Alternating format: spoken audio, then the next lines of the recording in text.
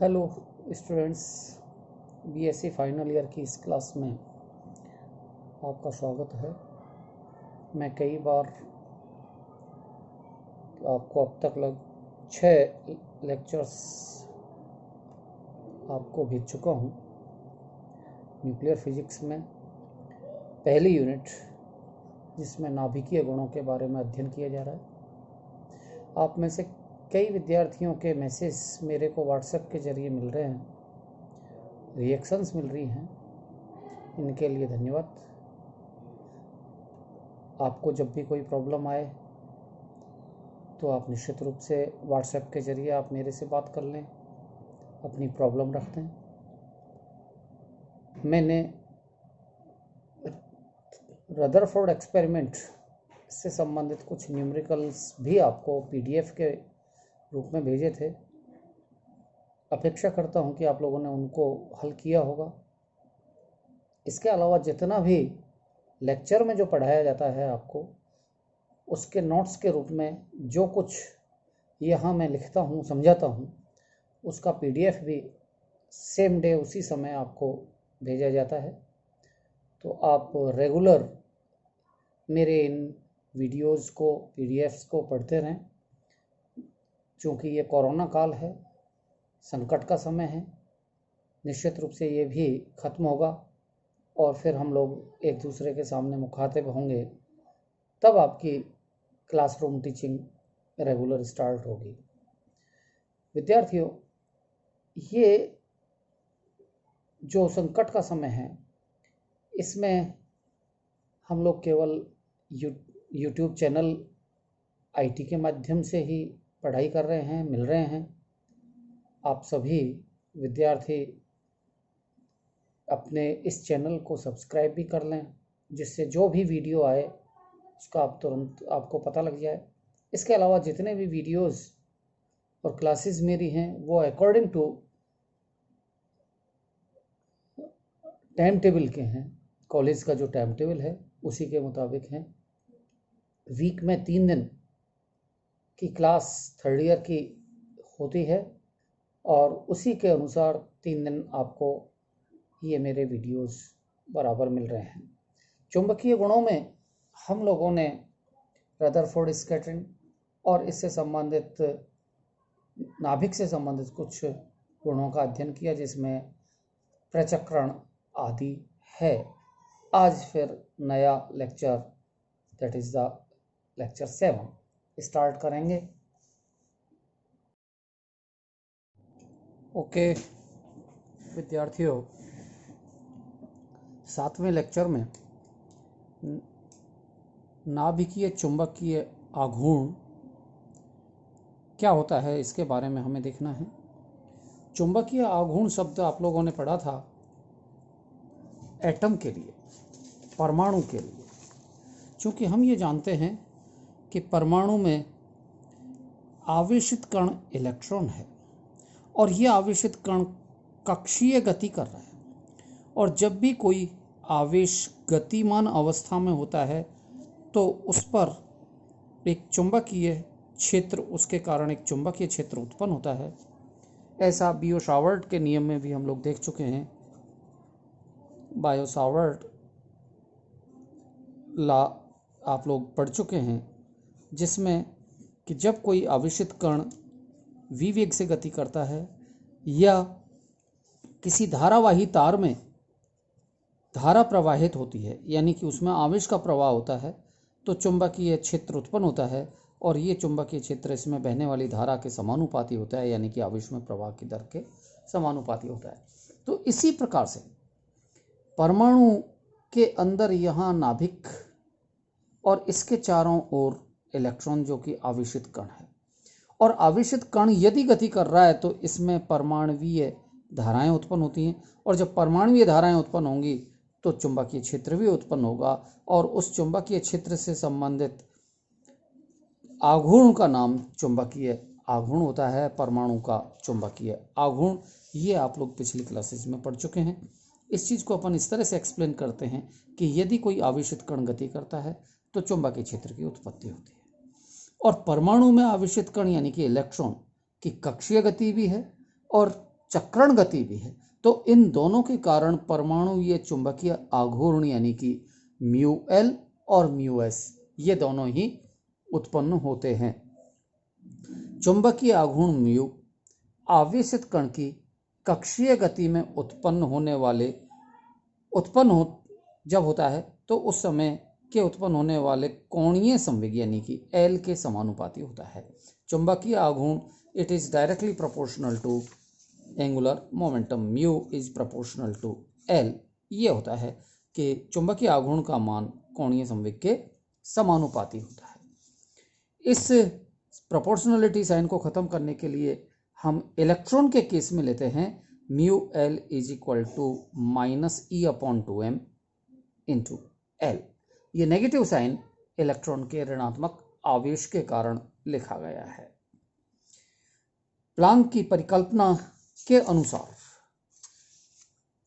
L यानी कि कोणीय संवेग, इसका मान एम वी इंटू आर।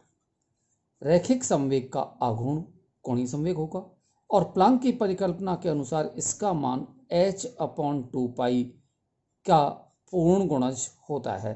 तो ये प्लांक की परिकल्पना है। M v r is equal to n h upon 2 it's the value of l. So here we put here l is equal to m v r that is equal to n h upon 2 यानी कि n into h cross. तो mu l समीकरण 1 में ये value हम substitute करें तो mu l is equal to minus e upon 2m into h cross. ये नेगेटिव साइन को हमने यहाँ पर हटा दिया है और इसको हटाने के पीछे केवल कारण है इसका मैग्नीट्यूड, परिमाण, यानी कि mu l is equal to n into e h cross upon 2m। तो ये परिमाण के रूप में लिखा है। यहाँ n से ये क्वांटिटी मल्टीप्लाई हो रही है, इसका मतलब ये इस क्वांटिटी का पूर्ण गुणज है। इसका मतलब ये हुआ, हम ये कहेंगे कि परमाणु का चुंबकीय आघूर्ण एक नियत क्वांटिटी ई एच क्रॉस अपॉन 2m का पूर्ण गुणज होता है। इस को हम निरूपित कर देते हैं म्यू बी से, दैट इज म्यू बी, और इस म्यू बी का नाम होता है Bohr magneton. It is bore magneton और इसकी वैल्यू अगर हम सब्सटीट्यूट करते हैं, कैलकुलेट करते हैं म्यू बी की, तो mu B is equal to e h cross upon 2m, m for electron. तो E की वैल्यू अपन जानते हैं 1.6 इंटू 10⁻⁻19। H क्रॉस प्लांक का नियतांक, इसकी वैल्यू है h अपॉन 2 h का मान 6.62 इंटू 10⁻⁻34 और इसको 2 से और डिवाइड कर दें तो ये 1.054 इंटू 10⁻⁻34 अपॉन 2 इंटू इलेक्ट्रॉनिक मास 9.1 इंटू 10⁻⁻31 और इस सब को अगर हम सॉल्व करते हैं तो इसकी वैल्यू ये निकल के आती है 9.27 इंटू 10⁻24 और ये वैल्यू है बोर मैग्नेटॉन की value 9.27 into 10⁻24 ampere into metre square, इसकी यूनिट या जूल प्रति टेस्ला। तो ये संपूर्ण विवेचना हमने परमाणु की कक्षीय गति के लिए किया है।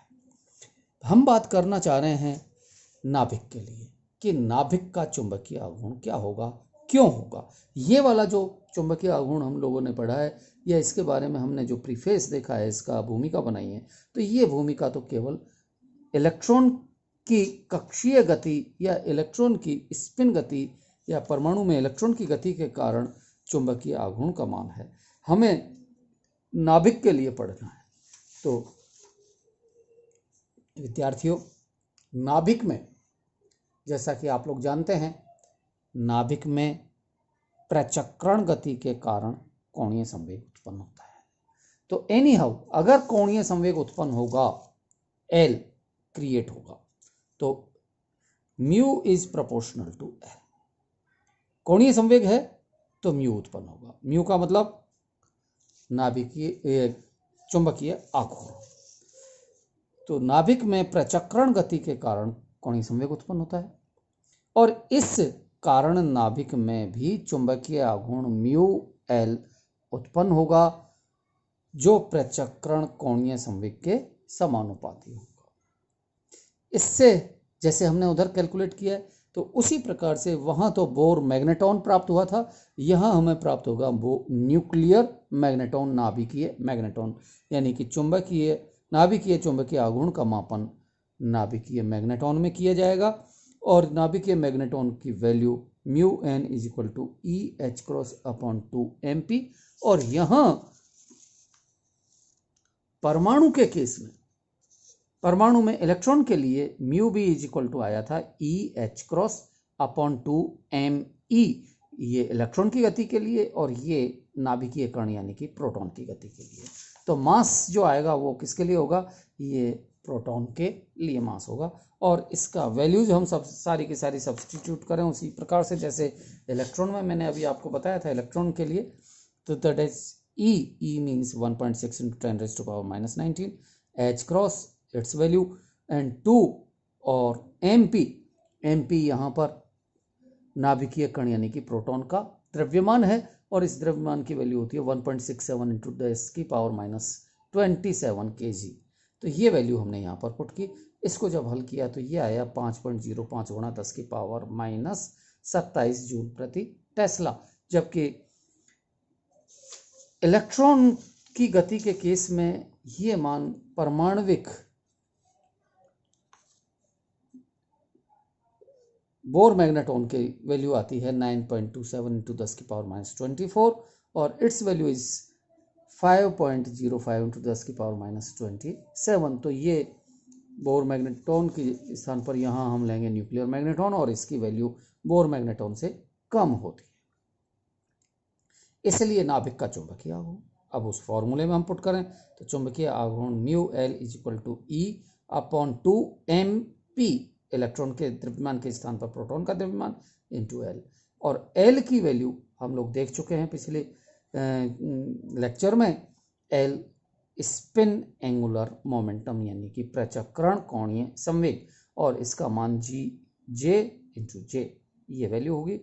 अर्थात इसको तो हम निरूपित कर दें इस ब्रैकेटेड टर्म को म्यू एन से जो कि न्यूक्लियर मैग्नेट्रॉन है और इंटू जे इंटू जे ये वैल्यू होगी और इसका मान कोई संरक्षण के नियमों पर आधारित नहीं होगा, न ही इसका संरक्षण होता है। तो ये है कि म्यू एल ये वाला न्यूक्लियर मैग्नेट्रॉन नाभिकीय चुंबकीय आघूर्ण क्वांटीकृत नहीं होता, ना ही इसका संरक्षण होता है, जबकि परमाणु में यह वैल्यू क्वांटीकृत होती है क्योंकि ये इस मान में स्मॉल n आता है, यहाँ स्मॉल n नहीं है। तो वहाँ स्मॉल n की वैल्यू 1 2 3 एंड सो ऑन ये होती है, n ये आएगा और इसकी वैल्यू ये n के रूप में है तो 1 2 3, तो ये क्वांटीकृत होता है परमाणु का, लेकिन ये नाभिक के लिए क्वांटीकृत नहीं होता।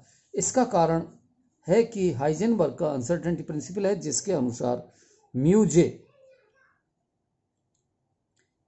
जे की दिशा और इसका मान दोनों एक साथ मेजर नहीं की जा सकते। पहली चीज एक तो ये, और दूसरी चीज नाभिक का कोणीय संवेग और उसकी दिशा दोनों का मान एक साथ मेजर नहीं किया जा सकता। इसके अनुसार पहली चीज ये और दूसरी चीज ये कि म्यूजे की दिशा और इसका मान एक साथ नहीं कर सकते, या कोणीय संवेग और उसकी दिशा और उसका मान ये भी एक साथ हम मेजर नहीं कर सकते। ये अनसर्टेनिटी प्रिंसिपल है।